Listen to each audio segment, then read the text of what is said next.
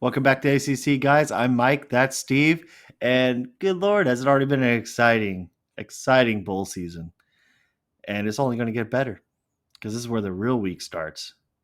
And it's going to be fantastic. We're going to cover a little bit of that today. We're going to talk about maybe a little bit about that early signing day and some, well, it doesn't seem like a whole lot going on in transfer portal, except for a lot's going on in transfer portal.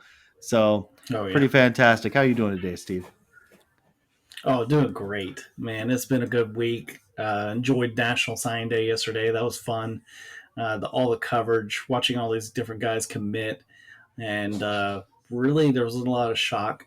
It was really pretty quiet, other than some things we might talk about later. There was just a few shockers, but not a lot. It really was kind of where everybody thought the day was going to be, and even the flips were kind of like what everybody thought the flips were going to be. So really, there wasn't that much shock to it.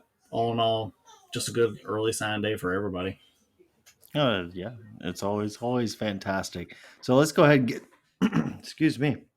Let's go ahead and get into these bowl games here. First one we're going to talk about is the Gasparilla Bowl featuring Wake Forest and Missouri. And before we even start talking about the matchup, first I gotta say this is pretty crazy. Wake Forest being in the Gasparilla Bowl. I mean, they still had a pretty decent season, but it is what it is. The Bulls get to pick who they pick, and pretty good matchup. You have a Wake Forest offense against that Missouri defense, and that Wake Forest defense is very opportunistic against a Missouri offense that kind of likes to give it away. So, you know, I mean, this is going to be a fun game. I don't know if it's going to be as close personally as Vegas says because I think it's was it -1.5 for Wake. -1 for Wake. Yeah, yeah, or -1 for Wake, not even 1.5. So, I mean, to them, it seems like a very close game. And as you look at these teams and how they match up, I mean, you go through every single stat where it's third down percentage, whether it's passing or passing yards allowed. This Wake Forest offense has the advantage. And with who they have playing, you still got your quarterback. You still got Sam Hartman. He's going to make plays. A.T. Perry's still going to be there. And to me, this is just I can't spend a whole lot of time talking about it. It's Wake Forest. I'll take those points at one, easy money, easily. I'll take that. Well, in this matchup, there's so much to talk about when it comes to these two teams.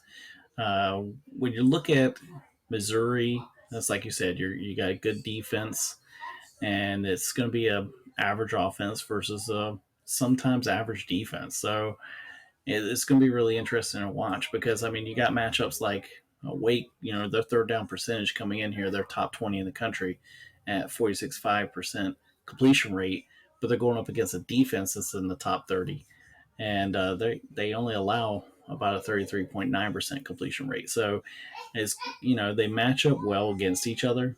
Uh, Passing is going to be the key in this game. Wake is a top team passing team in the country with Sam Hartman. That's what they do. They throw the ball around. Big news for them is him not opting out. That was a big question going into the bowl. A lot of people were wondering would Sam Hartman even play. So the fact that he didn't opt out, that really helps Wake Forest in this game, and especially going up against a team that they're an okay defense against the pass, but they're not a shutdown type of defense. And this defense is also very good against the run when it comes to Missouri. And Wake Forest, even though some people don't realize it, they do rely on that little mesh run from time to time to set up their passing. So, if there could be something where Missouri can slow down those mesh runs and then allow them to be able to pin their ears back and rush the quarterback, then they have a chance because Missouri is one of the top teams in the country at sacks. They were in the top 30. They get after the quarterback, and they're also in the top 10 when it comes to tackles for a loss. So they're a defensive line that can play in your backfield. Unfortunately, when it comes to bowl games, we got to talk about injuries and opt outs. And they already had a huge injury at the end of the year to their D line. And right now, on opt outs and transfers, they really got hit. Both defensive ends, McGuire and Coleman, are out. They're leaving and they will not be playing in the bowl game. So that's huge for Missouri. And I think that really is the advantage to Wake. I take Wake to cover easily. I would take Wake to cover by more than one if it was an option. I would take them even -7 just because those guys not being there, that's going to be huge. That's a lot of their tackles for a loss as a team. That's a lot of their pass rush as a team. Um, it's a big blow to Missouri going to this bowl game defensively, and I think it really helps Wake have the advantage coming in. Oh yes, most definitely. And as we go to move forward here, we got the Military Bowl coming up next, and it's Duke versus UCF. Fantastic game. Duke's had such a great season. They could really put a cap on it with a bowl win here. And speaking of injuries and opt outs from the last one, none. Nobody on this team right now. So I mean, it really shows a buy-in from Mike Elko. Shows that he's really building that program, and there's a lot of faith going on in there. Whereas, as far as like UCF, you're missing O'Keefe, which I think is like the biggest piece. I mean, you're talking about the athlete on your team. I mean, a year ago we watched him in a bowl game against Florida just take over that game as a player. I mean, it doesn't matter if he was doing a jet sweep, if he was running a route, he was just doing it the whole time. And you're also missing your quarterback, who's a huge part of your running game. As far as I feel on this, give me Duke with any amount of points. They're just going to do really well right now. Yeah, I have to agree. This was going to be a really good matchup, and it still might be a good matchup. I feel like defensively, UCF can still bounce back and play tough in this game. And it's just offensively, that's a huge blow with O'Keefe not playing. I mean, you cannot lose one of your best receivers in a bowl game like this and then not expect it to affect your offense, especially when their offense has struggled throughout the year, anyways. And this is a Duke team that they come after you, and they're one of the best teams in the ACC at interceptions. So they're really a good ball hawking secondary that tries to give more opportunities to their offense. And the key to them also is both of these teams don't get a lot of penalties either. I was like, both of them are in the top 40 when it comes to penalties for the season. They don't give up a lot of dumb penalties. They both play smart. So look for that to be a good change or a good set in the game is that, both these teams can keep that and not make the stupid mistakes that can keep from losing the game. But as far as the, overall, Duke's going to come out there and try and run the ball. And now, one thing Riley has gotten better at is throwing the ball towards the end of the year. He has gotten much better, and that's good. He's going up against a UCF defense that is probably middle of the pack, heading towards the bottom of the country when it comes to pass defense. Uh, they are a team that they don't really sack the quarterback well either. They're outside the top 100 in the country when it comes to sacks. I mean, this is a team that when it comes to passing, if Riley's given time, Riley could really make some difference and get the ball downfield. And I mean, that's if he has to, because I mean, Duke is a very strong run team. That's what they're going to focus on is run the ball. And unfortunately, UCF is also very, average towards the bottom of the country in that as well. They're just not a team that's going to physically try and fight back on that. However, obviously, with Gus Malzahn being their coach, they are a very heavy run team. And so you're going to see a lot of it and a lot of different options. And that's going to be hard for Duke to prepare for. I mean, used to an ACC, you're used to that. I mean, you had Georgia Tech every year, but Georgia Tech's trying to change their offense. So this will be something then that'll be new for Duke. But I think they have a great head coach in Mike Elko, and that he's the kind of guy that will have them prepared. The defensively will be ready. And like I said, it's the people that are missing, like you pointed out. The people missing is just too big. Duke has nobody. They're committed. They're dialed into this game, and UCF is just going to miss too much coming in. So I take Duke as well, -3, because I mean it's just an easy cover for them. I can see them winning by a touchdown, but it might be closer than we expect. But I think 3 is an easy cover. Oh yeah, most definitely an easy cover. I mean, and there's one big thing we missed. I didn't even realize this with Duke. They're second in the country in turnover margin. I mean, they take good care of the football. and they'll take it from you too. And when you look at that UCF defense as well, I didn't mention it. You're missing some key players. Devontae Brown, very experienced corner, not in there, and also Jean Baptiste, a really good backer. So I mean, it's going to be a tough game. I'll take Duke and give me the spread. Give me money line. I don't care what it is. I got faith in it. I'm starting to believe in Mike Elko. I think I need to get like a Mike Elko shirt. Okay, so if anyone from Duke's listening, okay, Mike Elko, I'm telling you, man, just send me a shirt. But anyways, on to the next game in the next bowl game that we're going to cover, the last one for this week. We'll get the rest covered next week. But for the Holiday Bowl, this is going to be a tough one. This is Oregon versus UNC. And there are a lot of opt-outs, a lot of injuries on both sides. And it would already have been a pretty close game. UNC's kind of tumbled a lot towards the end of the year. It seems like Georgia Tech really set how to play defense against them. Everybody else took up to it, and now it's who can actually do it. Now I will say this: I don't feel personally that Oregon's defense can do that. I really don't, and they got some. They got a lot of. Plug-in guys that they're not going to have, which depth can become an issue when you're facing a high-power offense. Now, UNC is going to be missing Josh Downs, but there's still some really good wide receivers in that room. Like, they have recruited well on that side of the ball over the past couple of years. So there's some young talent, there's some really good talent, and that's what we like about bowl season is seeing those next guys and if they can step up. And this might be the game for that. This could be Drake May's chance to kind of set the tone for next year to work towards a Heisman and show, hey, you know what? I had some rough games, but I can bounce back. So, it's a 14.5 spread in favor of Oregon. Give me the spread. I think UNC can cover the spread. Oregon might be able to pull it out. A little bit more of a veteran quarterback, even though Bo Nix will Bo Nix sometimes. But I think UNC can still get the points. I don't think they fall behind by 2. This is just going to be a shootout. It's going to be one quarterback and the other quarterback just fluffing stats the entire game. Neither defense is really going to do much. So if you like seeing points being scored, go ahead and mark the Holiday Bowl. Have that recorded. Okay. TiVo is not really much of a thing anymore, but TiVo it, have it set to DVR for the cloud at least. It's gonna be super fantastic. I'm bringing it back, TiVo. Well, when it comes to this bowl matchup, honestly, there's a lot of positives in favor of Oregon for this game.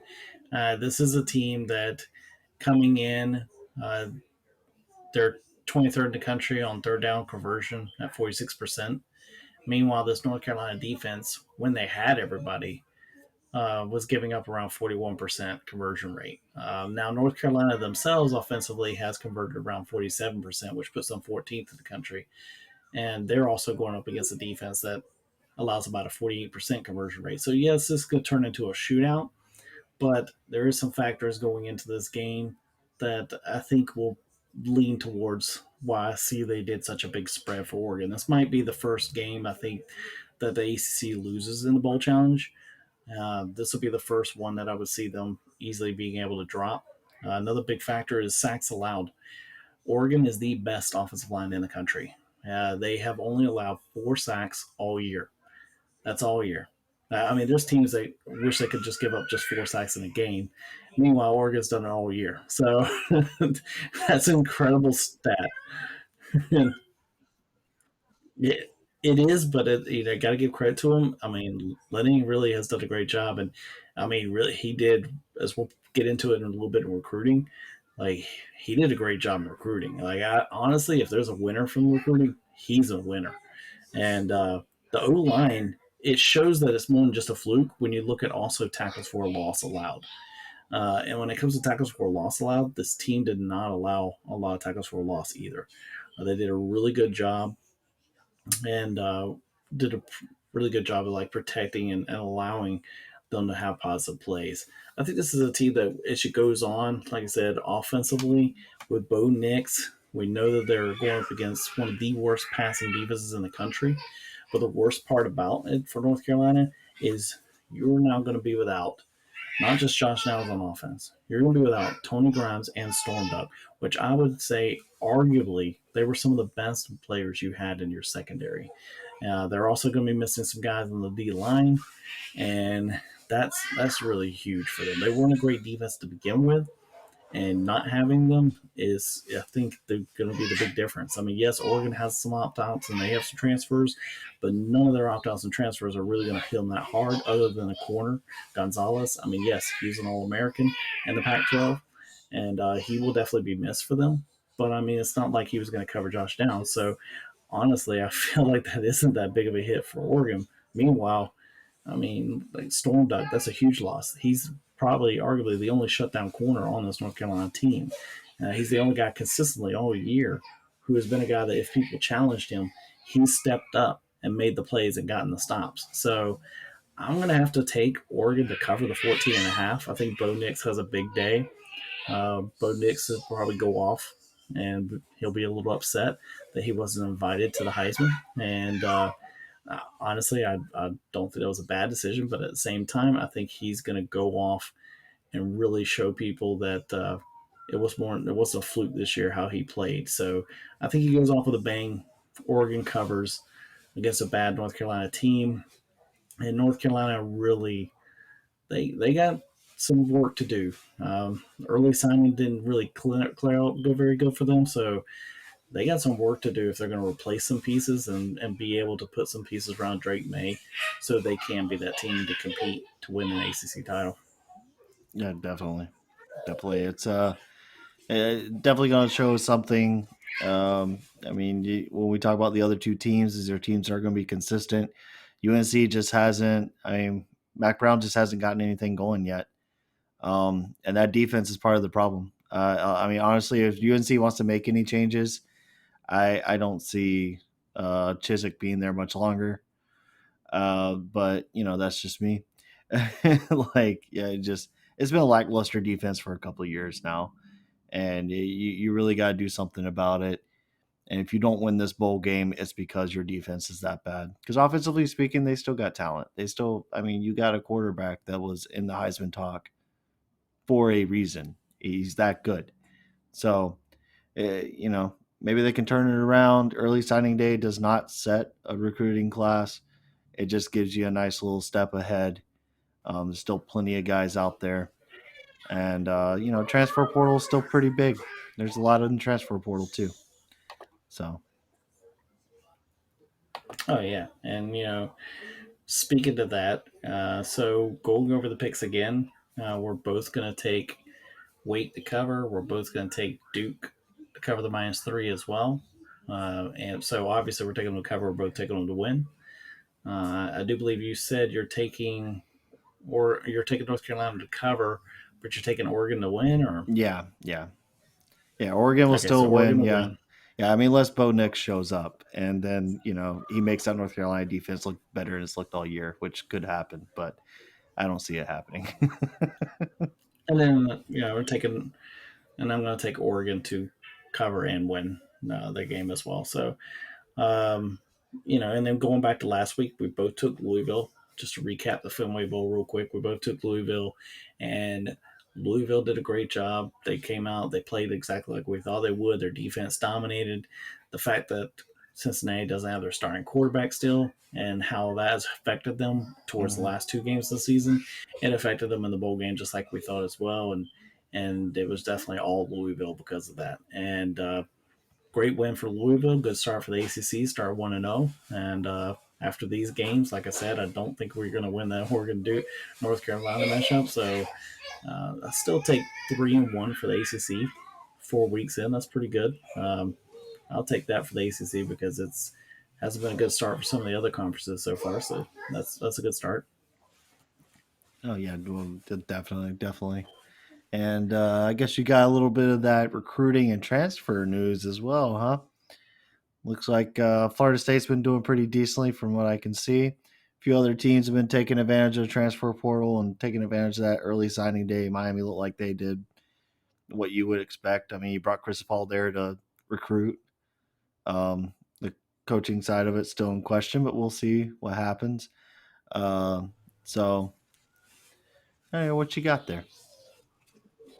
Um, we'll probably talk about it again when recruiting is all said and done. I'll actually do my actual ratings for where I think teams landed. Um, so we'll probably do an episode like that where we do the ratings going to the early signing day where we thought teams were, and then we'll come back and we'll do the ratings when signing day is officially over on February.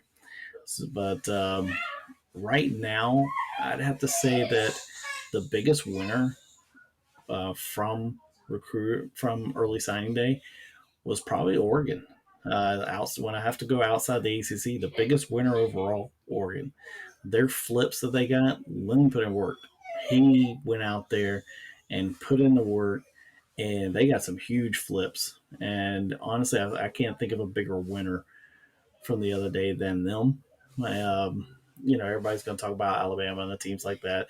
Well, they signed who we thought they would. What Oregon did was impressive because they leaped up in the poll rather quickly. Now, when it comes to the ACC, Clemson signed who we thought they would. There's no real major news when it comes to Clemson. Not a lot of big things going on.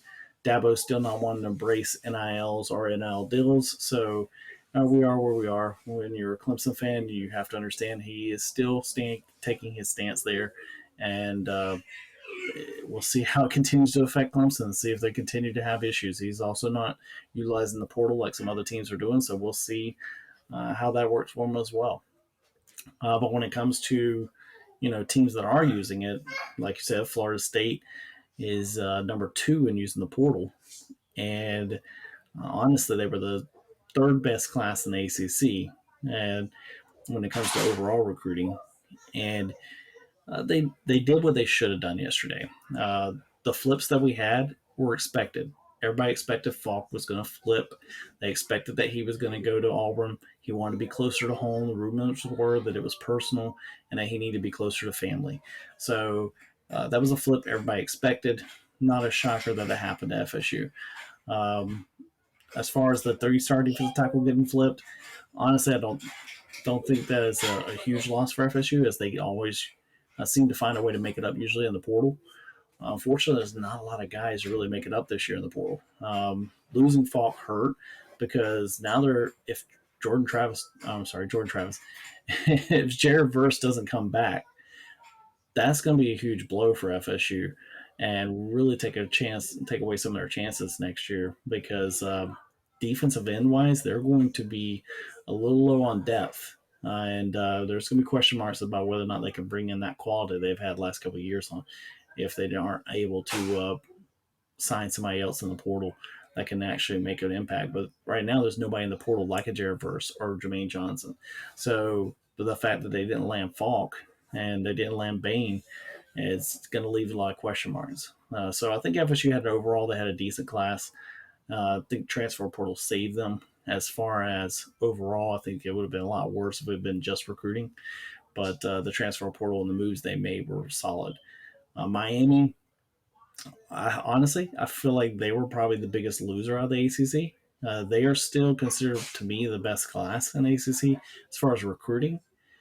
However, Carmani did not sign his letter of intent yesterday. Rumors is that Dion, who did it to FSU last year, is in contact with Carmani. He's trying to get him to go to Colorado.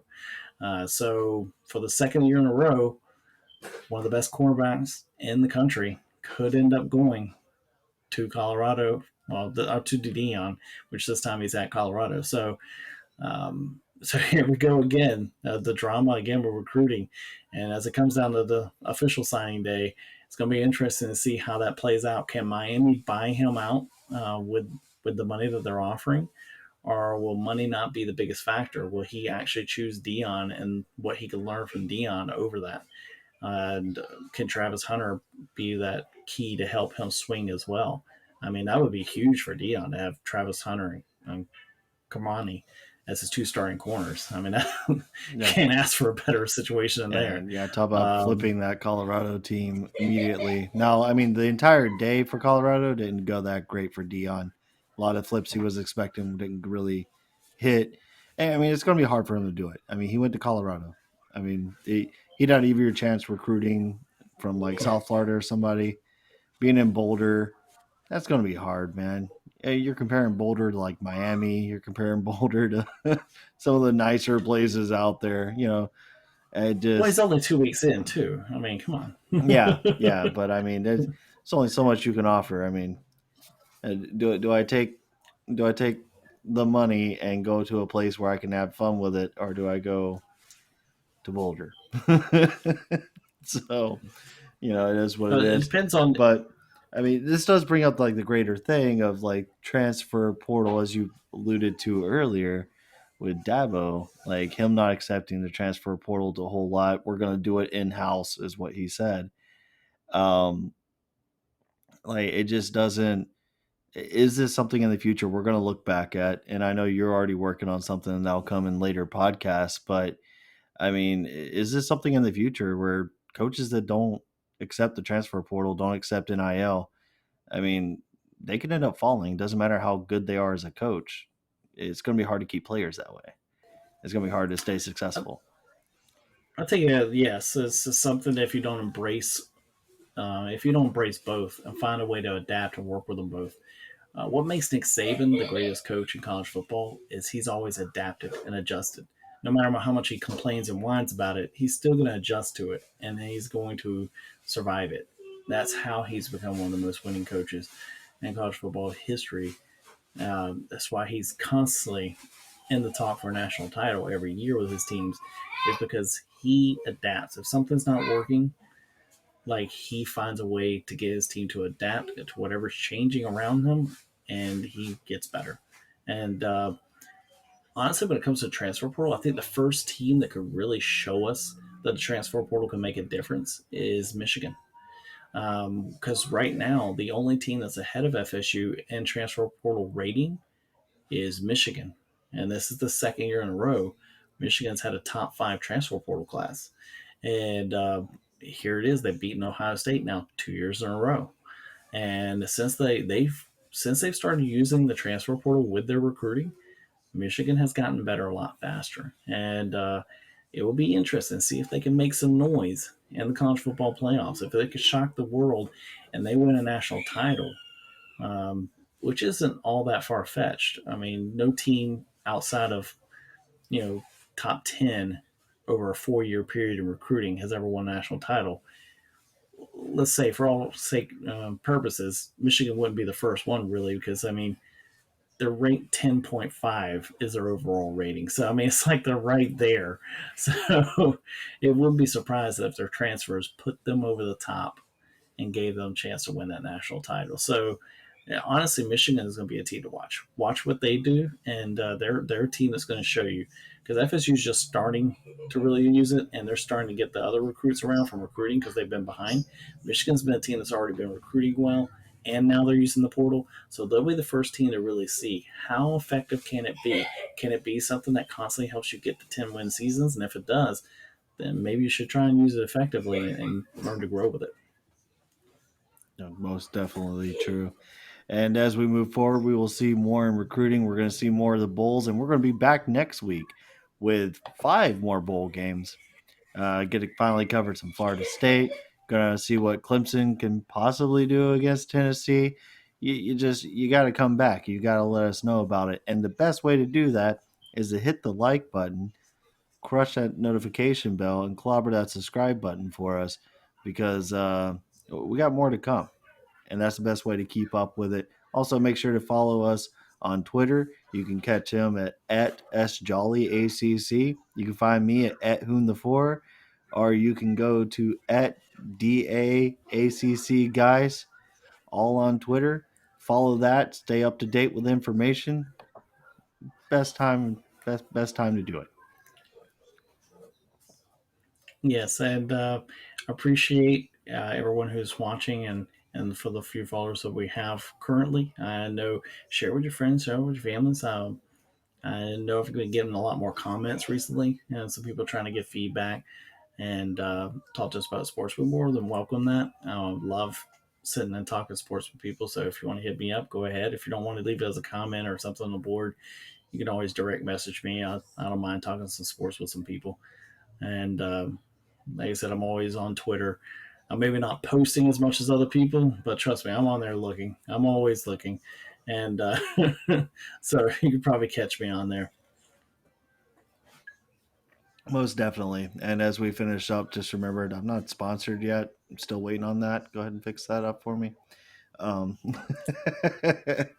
but thank you. Have a good day. Hope you enjoy the holidays as well, since we won't be back until after the big old Christmas one. So hopefully you get some really nice gifts, and happy holidays to everyone out there. Yes, Merry Christmas, and everybody have a happy holiday. And thank you for enjoying the show.